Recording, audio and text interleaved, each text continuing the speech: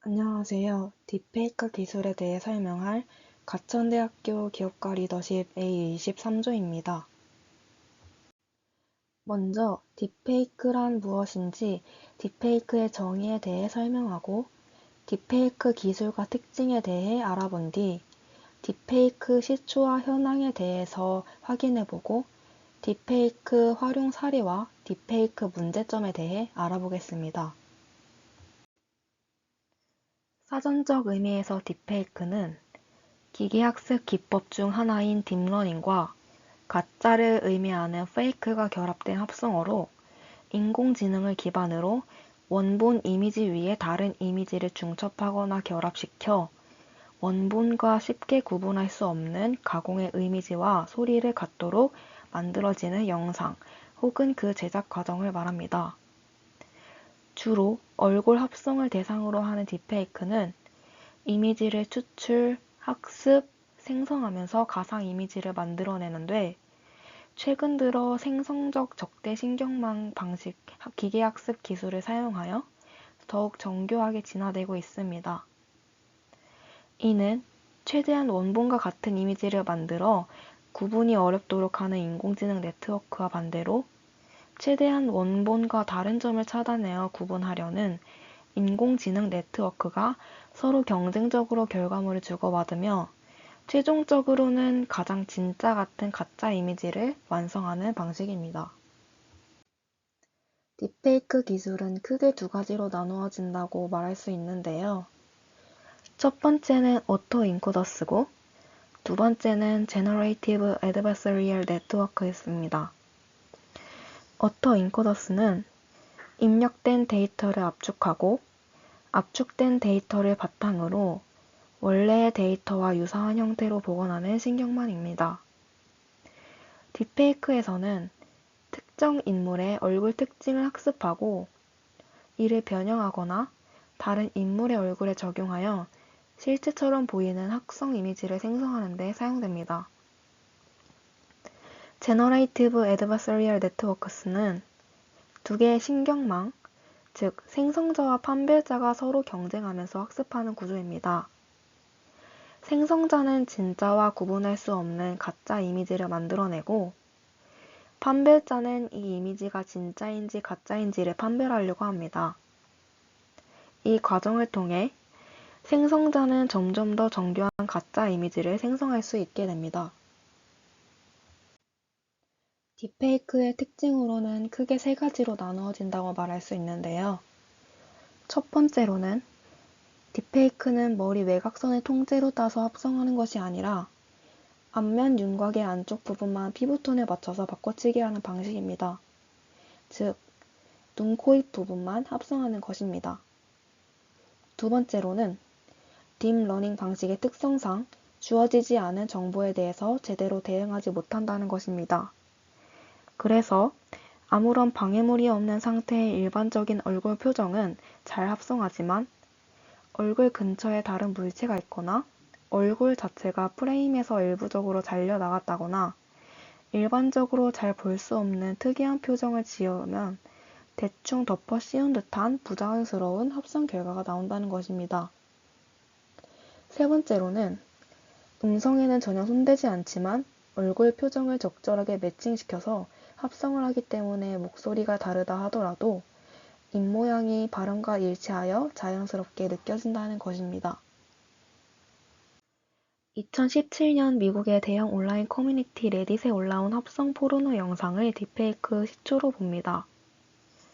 딥팩스라는 아이디를 쓰는 이용자가 오픈소스 소프트웨어 텐서플로우를 활용하면서 유명 연예인과 포르노를 합성한 영상을 올렸다가 이후 페이크 앱이라는 무료 소프트웨어가 배포되면서 초보자도 쉽게 딥페이크 영상을 만들어 올리기 시작하였습니다.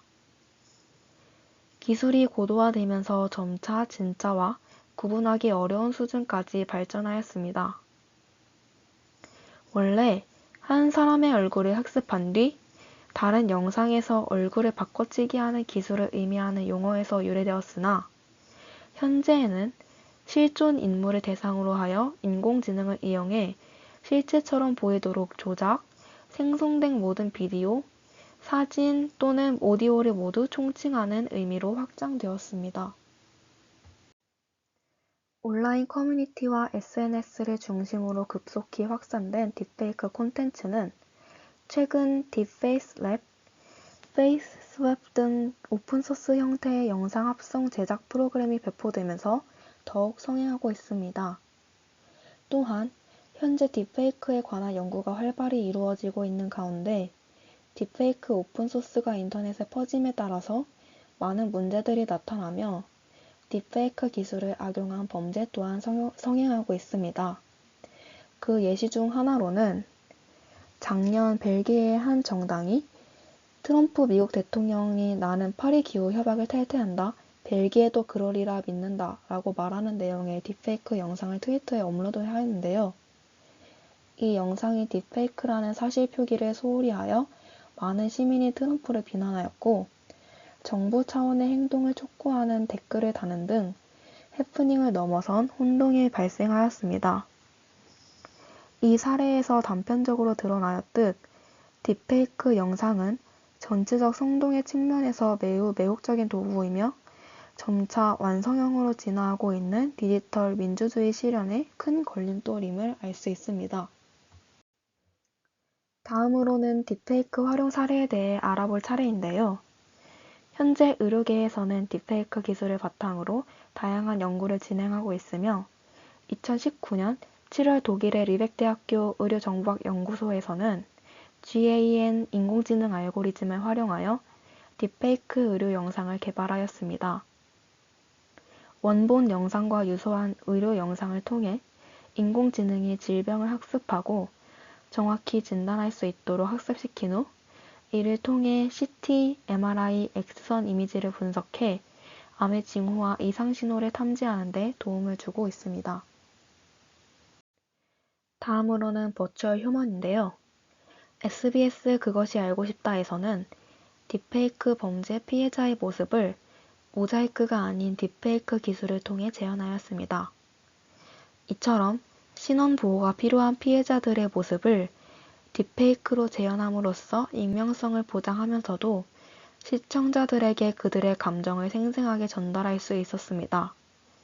또한 MC 김상중의 모습을 딥페이크로 마치 쌍둥이처럼 보여주며 진짜와 가짜를 구별할 수 없는 세상이 온다 라는 메시지를 전달하기도 했습니다. 독일의 AI 업체에서 딥페이크 기술을 활용하여 만든 마이 헤리티지 노스탈지아라는 프로그램을 통해 흑백 사진으로만 남아있던 역사 속 인물들을 그대로 구현할 수 있게 되었습니다. 딥페이크 기술을 통해 정지된 사진이 마치 살아있는 듯이 표정을 자연스럽게 움직이는 영상으로 바뀌었습니다. 우리나라의 독립운동가 유관순 열사와 안중근 의사, 윤봉길 의사의 모습이 영상으로 복원되어 화제가 되기도 했습니다. 2019년 10월에 개봉한 영화 제미니맨의 등장인물인 20대 헨리라는 캐릭터가 있는데요. 이 캐릭터는 윌 스미스의 젊은 시절 모습으로 포토샵을 이용한 CG 처리가 아니라 딥페이크 기술을 활용해 디지털 디에이징 효과를 주었습니다. 딥페이크 기술과 VR 기술을 함께 결합한 사례도 있습니다. MBC 다큐멘터리 너를 만났다에서는 7살이라는 이른 나이에 세상을 떠난 딸 나연이를 가상현실에서 만날 수 있게 하였습니다. 딸의 목소리, 말투, 몸짓 등은 기존 사진이나 영상으로 분석하고 모션 캡처 3D 등의 기술을 통해 가상 세계 속 나연이 모습을 실제와 가깝게 만들었습니다. 어머니는 VR 장비를 착용하고 가상 세계 속에서 딸을 만나게 되었습니다.